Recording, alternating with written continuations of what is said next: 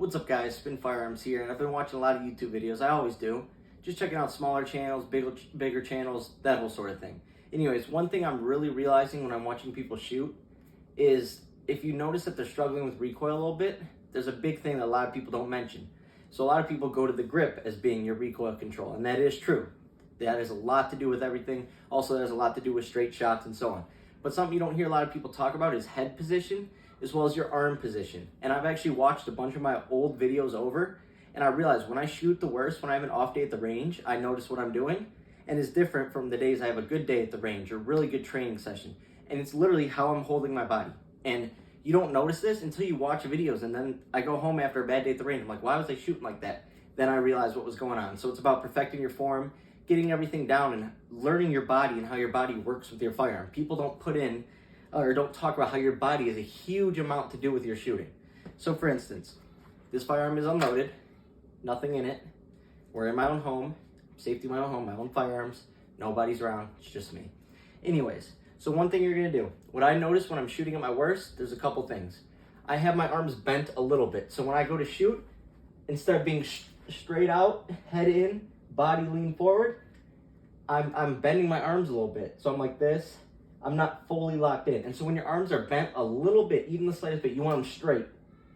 Whereas if they're bent a little bit, now that recoil can easily force your arms out. I'm sorry if you guys can't see, but basically you want them straight, that's locking up your elbows. That's keeping them straight, locking them. When they're already bent a little bit, you now are giving your arm that, when all that power and force comes back, it's gonna bend your arms automatically. If you're keeping that good straight grip, lock those arms up. You want them locked. I'm gonna lock them into place almost. You don't have to like jerk it like I'm doing it. I'm just trying to give you an example. So that was one thing I noticed. I noticed that my arms weren't as locked as they should. Therefore, it's going like this, and that's affecting my ability to handle recoil, as well as get up faster follow-up shots, as well as on-target shots. Next thing is your body. Your body's a huge thing with this. So for instance, if I'm standing here and I have my feet squared, for instance, picture shooting a basketball. Feet squared, someone pushes you, easily able to be knocked off. Same thing, your firearm's gonna be pushing force at you. So if you're just like this, easy to knock you over. If you're in an athletic stance, you got one back support leg and someone pushes you, you now have all this weight and muscle and support in this back leg. That's really gonna help you keep a good stance. So on top of, you wanna go like this. You'll see people shoot like this. Imagine someone pushing me. I'm just gonna fall back. But now imagine trying to push me like this. It's gonna take a lot more effort, and it's the same with a firearm. People don't realize that. So notice that next time you go to the range, don't stand there like this. Get a good grip, get a good stance. There's all certain ways you can do it. You can put it back like this. You can go a little off, but you still want something to support you from falling back or being pushed back by your firearm, especially with larger calibers or smaller firearms. So that's one thing. How I do it, I lock in like this and I get my leg right here. This is my stance right here. Have I stood other ways? Do I go further?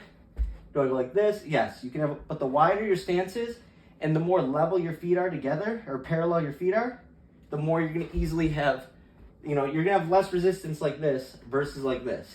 And that's true with anything. Someone pushing you, fighting you, whatever. Last but not least, your head.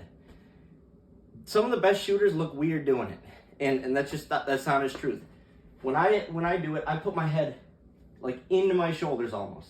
And I know it sounds weird, but it's like you're building a solid foundation up here for really handling that firearm, like really getting ready. So basically, arms straight, locked. You want them locked. You don't want them bent a little bit.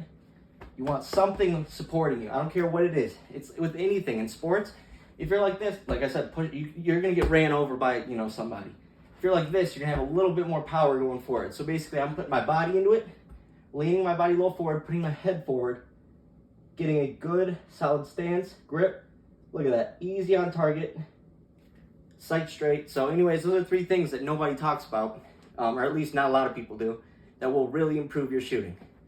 So it's gonna be locking your arms, having something to support your body from that recoil, and on top of that, just getting your head in a good spot. And you can literally sit here all day in your bedroom, cost zero money for ammo, you can become a better shooter. Literally doing nothing but what I'm doing here.